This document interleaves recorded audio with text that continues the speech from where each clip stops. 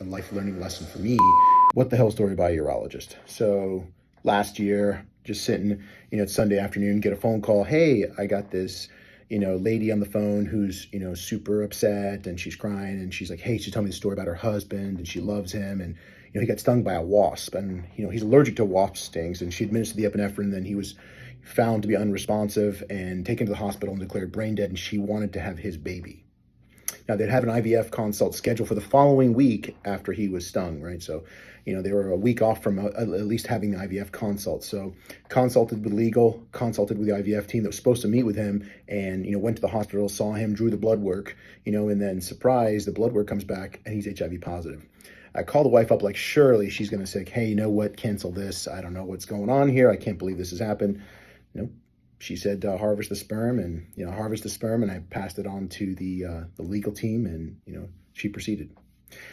So it's something important, to maybe talk about with your partner is like, hey, if something happens, what would you want done? Would you want your sperm banked or not? Or if you have it banked, what would you like done? So these are important questions, I think, to discuss with your partner. It's definitely a life learning lesson for me as a urologist. I did not see that one coming.